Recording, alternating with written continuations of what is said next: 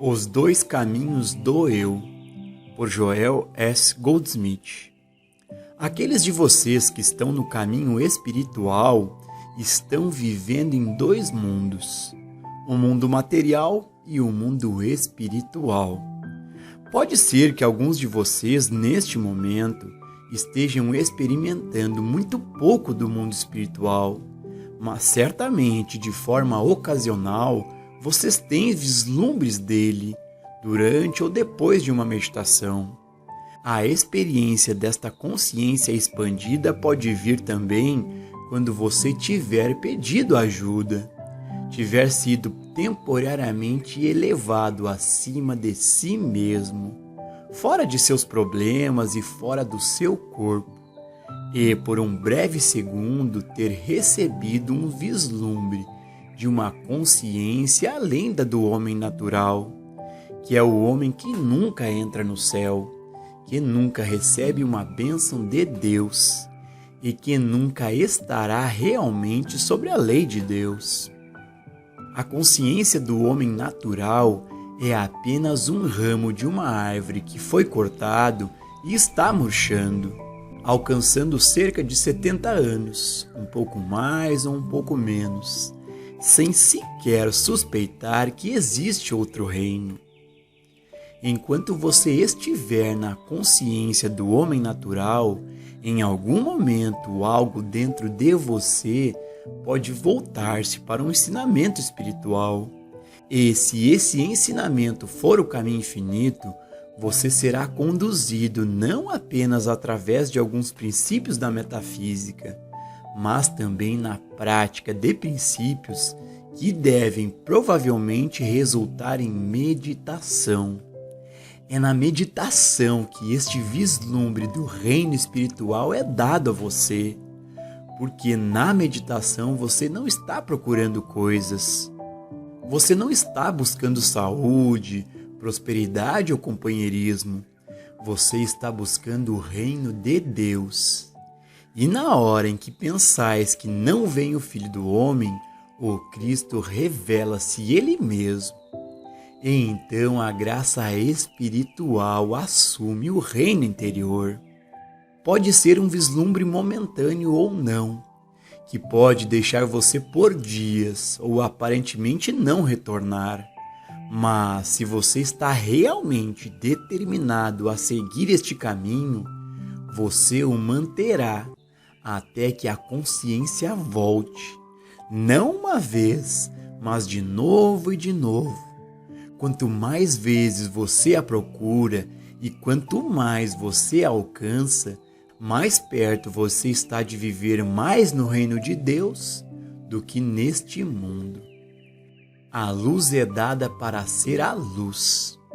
Às vezes as pessoas pensam que, ao entrar na vida espiritual, elas deixarão o mundo do trabalho. Isso raramente é verdade, porque elas tomam sobre os seus ombros a instrução dos estudantes, o trabalho de cura e todas as atividades conectadas com o ministério espiritual. Mesmo em uma atividade espiritual, você vai se encontrar em certa medida envolvido no mundo dos negócios, e alguns podem ser agradáveis, e alguns não são tão agradáveis. Alguns do trabalho de ensino são muito agradáveis, mas alguns deles não são. Mas você mesmo estará vivendo cada vez mais no reino espiritual. E cada vez menos o mundo, seja agradável ou desagradável, fará alguma diferença para você. Toda pessoa que atinge uma medida de luz tem que encarar uma séria questão. Deus foi tão bom para mim que me deu esta luz espiritual e todas as grandes bênçãos que vieram até mim, mesmo no plano humano, mas para meu benefício somente? Ele tem feito isso só para mim? Ele quer me configurar como seu filho especial para receber favores especiais, para que o resto do mundo possa dizer: "Oh, como ele é afortunado! Ele tem a graça de Deus?" Então surge a resposta: não, não me foi permitido receber tudo isso por mim mesmo. Isso tudo é apenas para que eu possa ser uma luz. Ser uma luz para aqueles que ainda estão na escuridão. Isso tudo realmente não foi dado a mim por mim mesmo. E é fato que minha própria experiência tem sido assim. Quanto mais eu sigo, menos uso eu tenho de todo esse bem que veio para mim. Porque estou tão ocupado com o trabalho que nem me dou por conta de um lazer que nunca veio. E sei que isso não foi dado a mim para me divertir, mas sim para fazer de mim uma luz. Uma luz que ilumine os que ainda estão nas trevas e aqueles que ainda estão procurando um caminho. No começo, você se torna uma luz para aqueles membros da sua família, seus vizinhos, amigos ou companheiros. Mas, eventualmente, você percebe que isso não é o suficiente. Deus não pôs o sol nos céus para só uma pessoa. Ele está lá para os santos e para os pecadores, igualmente para todos. Deus não enviou Jesus para o mundo apenas para os hebreus da Terra Santa, nem apenas para os cristãos que se tornaram seguidores dos discípulos, mas sim para que a mensagem espiritual do Mestre se tornasse universal e que a mente que estava em Cristo Jesus pudesse tornar-se a mente do homem. Eu não posso fazer nada, mas o eu dentro de mim pode fazer todas as coisas. Jesus disse: eu de mim mesmo nada posso fazer. Se eu der testemunho de mim mesmo, meu testemunho será falso. Agora você deve parar por um momento e refletir sobre isso. Porque, ao ler o Novo Testamento, você não terá que ir muito adiante até que você o ouça dizer: aquele que me vê, vê o que me enviou. Eu e o Pai somos um. Eu sou o caminho, a verdade e a vida.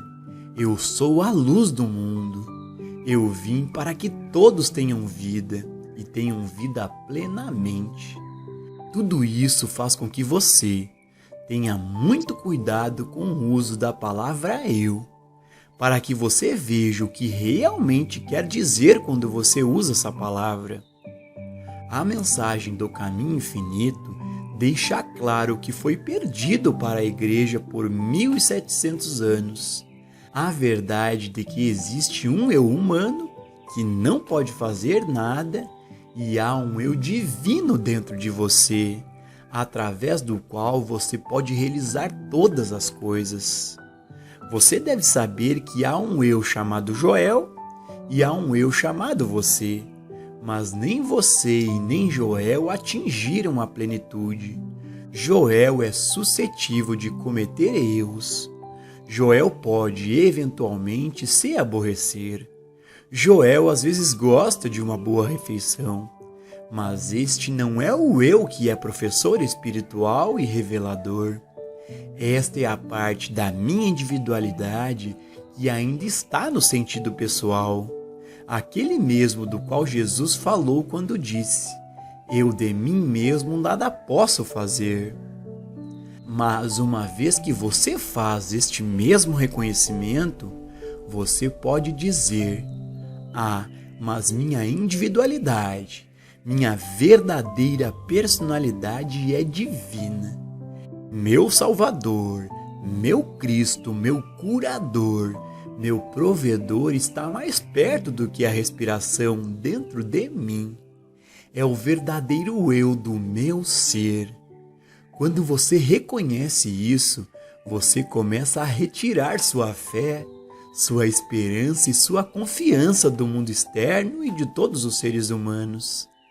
Quando você for às urnas, por exemplo, você fará o seu melhor para ser guiado espiritualmente no seu voto, mas você não colocará sua dependência, sua liberdade e sua paz em função de quem for eleito. seja o seu candidato ou o candidato de outra pessoa. Você estará vivendo conscientemente, no conhecimento deste eu dentro de você. Isto é rezar sem cessar, percebendo constantemente que eu dentro de você é poderoso.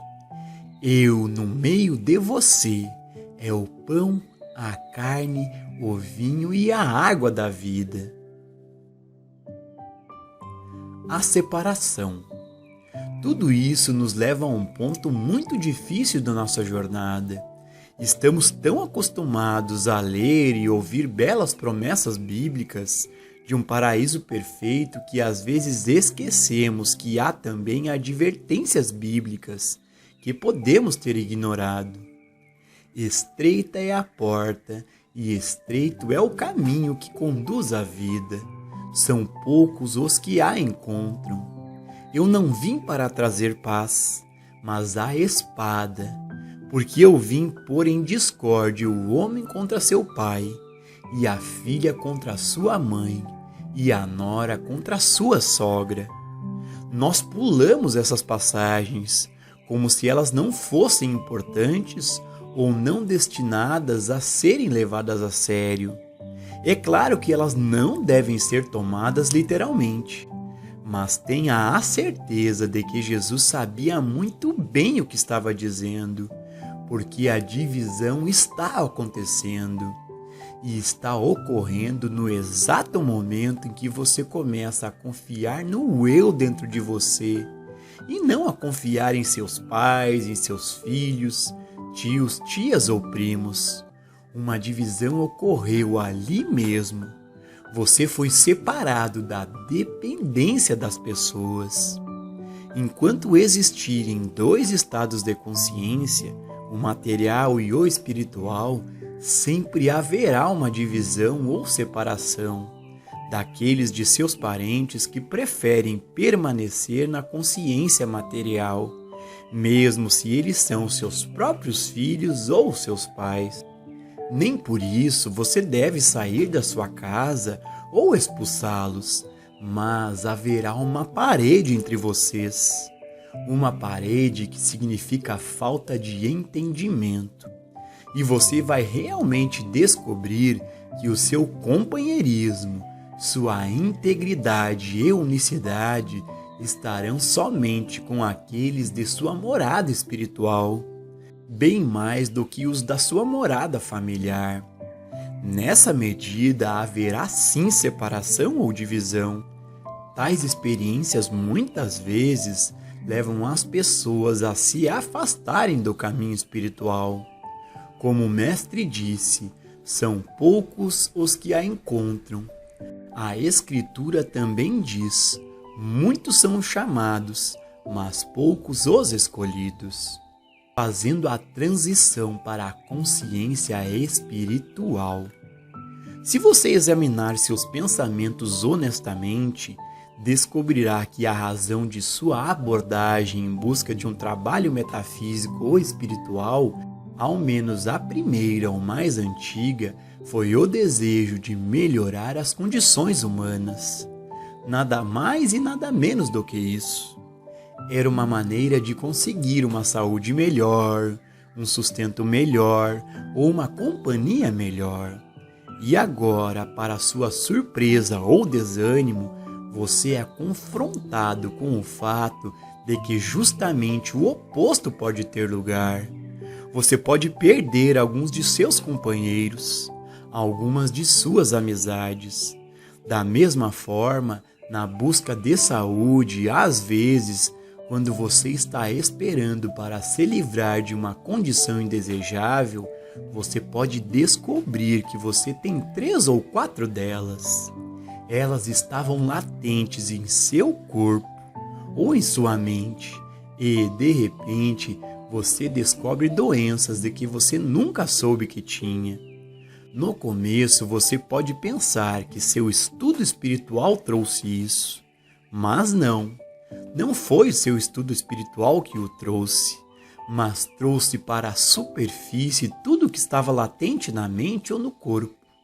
e a atitude correta deve ser de gratidão, pois de outro modo essas coisas ficariam adormecidas lá, até que se preparassem para atacar.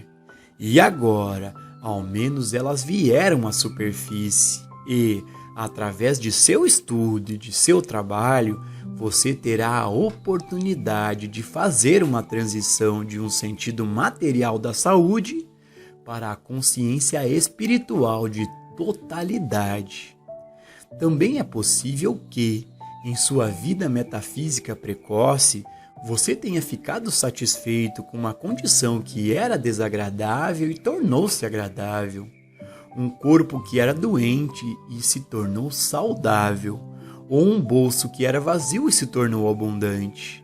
Mas, ao permanecer no caminho espiritual, isso não mais poderá satisfazê-lo, porque você vai descobrir que não há fim para todas as necessidades materiais, sejam do corpo ou do bolso.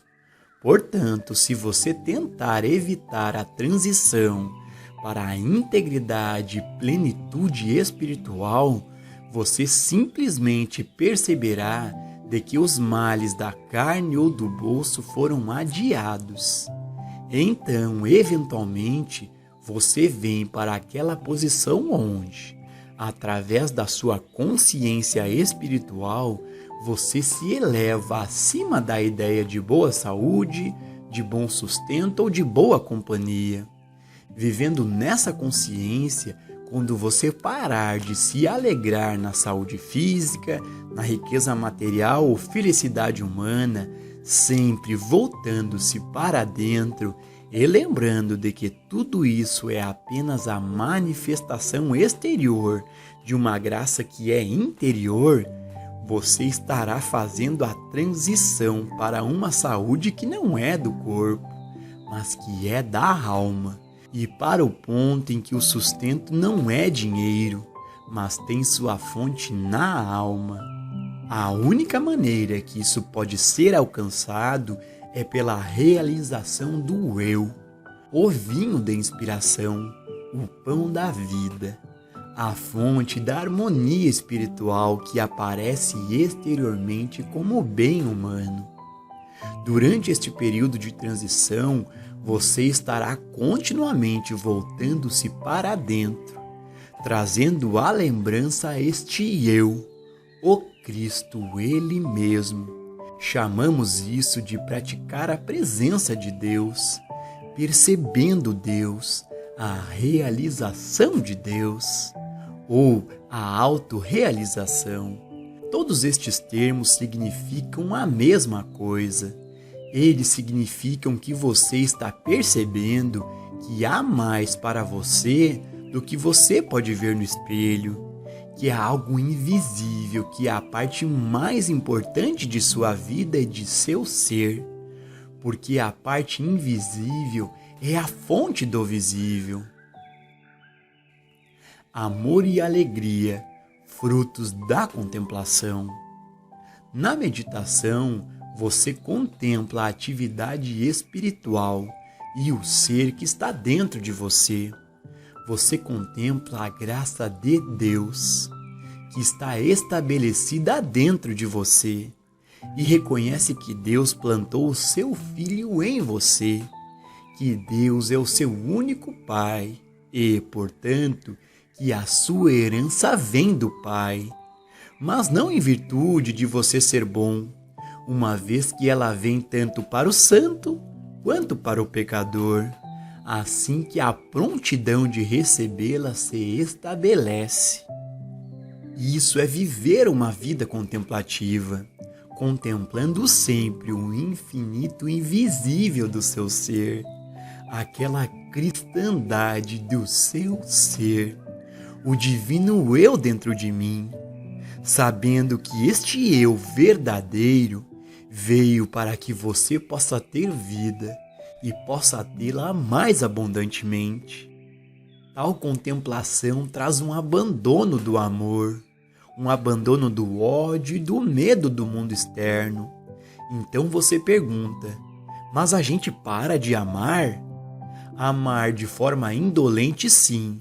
Ou talvez você pare de amar no caminho errado e comece a amar no caminho certo. Muito do que o mundo chama de amor é baseado em um amor pelo corpo de uma pessoa. A satisfação que algumas pessoas recebem vem do corpo de alguém ou do bolso de alguém. Mas isso não é amar do jeito certo. Esse tipo de amor é muito insatisfatório e sempre chega a um fim. Mas quando o indivíduo começa a perceber esta presença invisível dentro das pessoas, que é realmente a alma do marido, a alma da esposa, da criança, do amigo e do vizinho, então ele começa a perceber a mesma alma que está nele. E o amor assume uma natureza inteiramente diferente. A parte animal do amor vai-se, dando lugar a uma alegria que vem de dentro. Transição da humanidade para a cristandade. Assim é então que nestes dois mundos há sempre um você, que comunga com a presença invisível que Jesus chamou de Pai interior e que Paulo chamou de Cristo. Na verdade, é o Espírito no homem. O mesmo Espírito que ressuscitou Cristo dos mortos também vivificará seus corpos mortais. E agora, onde está esse mesmo Espírito que levantou Jesus Cristo dos mortos? É na Terra Santa de 2000 anos atrás? Ou você tem que ir até a Terra Santa atualmente? Não. O mesmo Espírito que ressuscitou Jesus Cristo dos mortos está dentro de você. Você não entende, mas você o percebe. Você o reconhece e deixa fluir. É sua presença na sua morada, em sua consciência. Seu reconhecimento dessa presença dentro de você, sua comunhão com ela em seus momentos silenciosos e cada vez mais se manifesta. Foi nesses momentos de união consciente com Deus que Jesus pôde dizer: aquele que me vê, vê aquele que me enviou. Eu e o Pai somos um. Nesse estado elevado de consciência, Jesus estava ausente e somente Deus, o divino eu, estava presente e falando.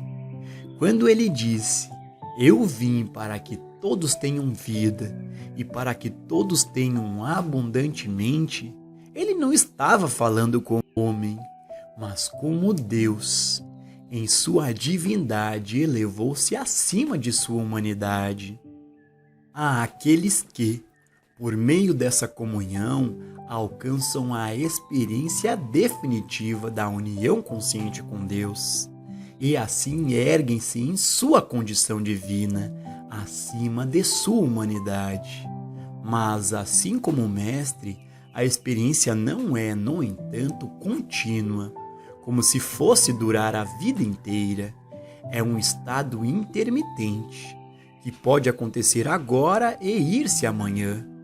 Houve momentos em que Jesus estava tão abatido que queria se afastar por 40 dias, ou tão desanimado que teve que pedir aos seus discípulos que orassem por ele. Certamente Jesus não estava em sua divindade naquele momento no Getsemane, quando ele pediu que os discípulos permanecessem acordados com ele e esperava que suas orações elevassem o seu estado de consciência. Em meditação, eleve seu ser em sua real identidade. Nossas meditações para alguma outra pessoa e até mesmo o que chamamos de tratamento não tem o propósito de curar doença alguma ou privação. Elas têm o propósito de elevar a pessoa em sua cristandade, para além de sua humanidade, onde não há pecado, doença, morte, falta ou limitação. Quando você permanece em sua cristandade, você pode olhar para fora e dizer: o que te impediu? Porque você não vê nenhuma razão, nem mesmo para que o paralítico não possa andar.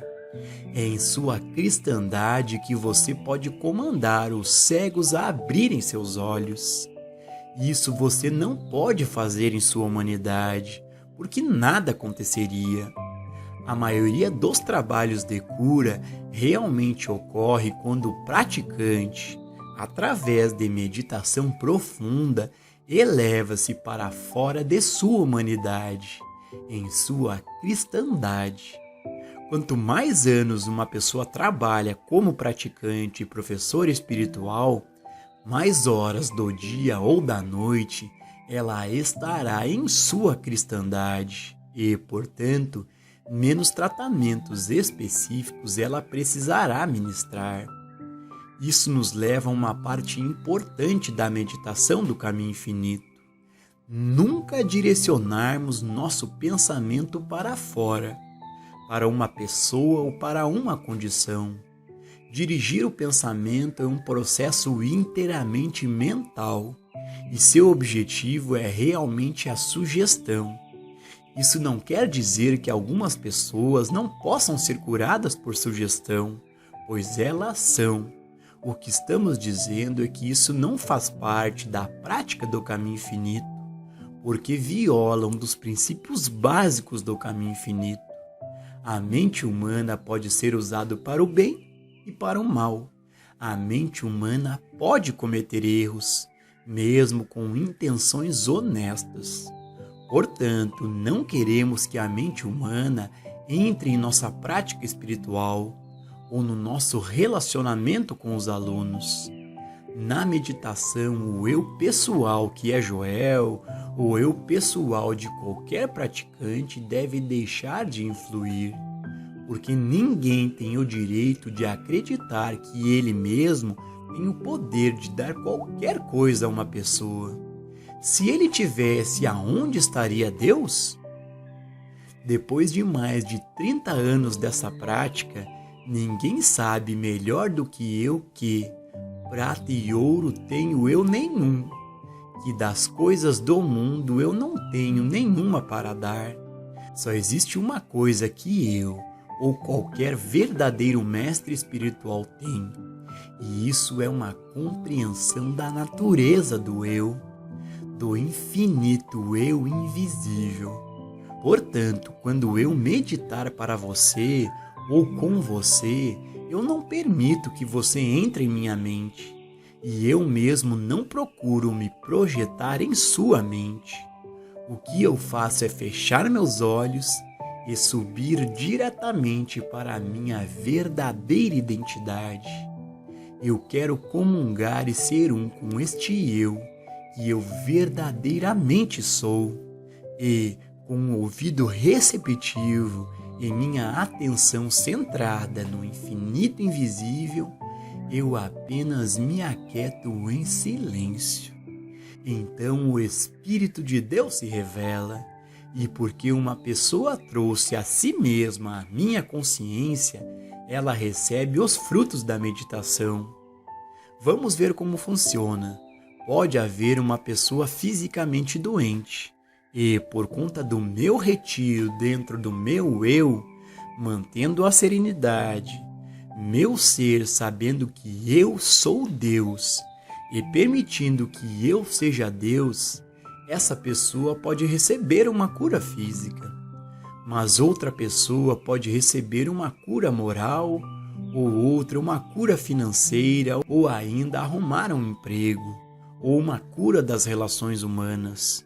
No entanto, eu, por mim mesmo, não sei nada sobre isso. Quando você encontra alguém que você percebe ser realizado em Deus, esse reconhecimento do Cristo, do ser deste alguém, é uma indicação da sua receptividade. E é isso que dá a você o benefício da meditação dele. Você nem precisa estar na presença de tal pessoa para beneficiar-se do eu que ela é. O mestre disse: tua fé te curou, tua fé, teu reconhecimento. Quem dizeis que eu sou? Eu sou Deus. Se você reconhecer que eu sou Deus, quando você encontra um praticante, você não deixa de ser beneficiado. Mas se você achar que o praticante tem o poder de lhe dar algo, de reter algo ou atrasá-lo, ou se você acha que o dinheiro tem o poder de comprá-lo, você está perdendo o caminho. O dinheiro é apenas uma ferramenta. Ele pode ser usado como expressão de gratidão, e nesse sentido não deixa de ser um reconhecimento, mas ele não vai comprar qualquer coisa. A única coisa que vai comprar qualquer coisa de natureza espiritual é o seu reconhecimento do eu, seu contato com o eu, com alguém que, em alguma medida, atingiu a vida de Cristo, alguma realização do Cristo de seu ser, da natureza do eu que ele é, ganhando nossa liberdade e perdendo nosso sentido humano de identidade no eu. Quando você entende que Jesus usou a palavra eu de duas maneiras diferentes, você começa a perceber que o segredo de sua missão era revelar o eu sou Deus, o eu que está dentro de você, o eu que é a própria natureza e caráter do próprio ser. Você é realmente o Filho de Deus em sua identidade espiritual, enquanto este eu exterior, que se chama Maria, Joel, Jim, é o filho pródigo que trabalha seu meio de voltar à casa do Pai, até que, finalmente, não se repete mais o seu nome, e então ele diz eu. De uma forma ou de outra, todos perdemos o sentido de apego que nos fez orgulhosos de pertencer a essa ou aquela família, ou a este ou aquele país, ou a esta ou aquela raça ou religião. Perdemos tudo justamente em proporção à realização desta palavra eu, porque o eu em mim é o mesmo eu em vocês. Se há somente um Pai no céu, você e eu somos irmãos e irmãs. E tão logo despertemos para isso e comecemos a agir dessa maneira, tão mais cedo nós traremos a nossa própria emancipação e também a liberdade daqueles que estão ao alcance de nossa consciência. Através da realização do infinito invisível dentro de você, você se liberta deste mundo. Você não perderá seu amor por seus pais ou por seus filhos, mas seu amor será de uma natureza diferente. Você não será escravo desse amor e você não vai mantê-los amarrados por ele, mas ainda você provavelmente irá contribuir com mais dinheiro para a benevolência e caridade no mundo, ainda que talvez tenha menos simpatia ou piedade do que tinha antes, porque enquanto você ajuda seu próximo, você perceberá em seu nível de consciência que aquele a quem você ajuda não precisa ser pobre ou escravizado. Pobreza e escravidão são estados de ignorância. Qualquer pessoa que desperte para a natureza do eu, da sua verdadeira identidade, deve tornar-se livre do pecado, livre da doença e livre de privações. Se ao fechar os olhos em meditação ou prece, você pensa em pessoas, é favor lembrar que você pode estar transferindo o bem ou o mal para essas pessoas, e às vezes o mal sob o nome de bem. Mas se você realmente deseja ser uma bênção para este mundo, para a sua família, seus vizinhos, seus alunos, não permita que o pensar humano entre em sua mente, porque esse é o pensamento do pequeno eu. Nessas condições, mesmo as melhores intenções podem ser equivocadas. Aquieta-se e saiba que este eu no meio de você é Deus. Deixe este eu fazer o trabalho. E então a mensagem que seu amigo, que seu parente ou aluno recebe, vem diretamente de Deus, trazendo o testemunho do próprio Espírito. E então haverá paz e harmonia.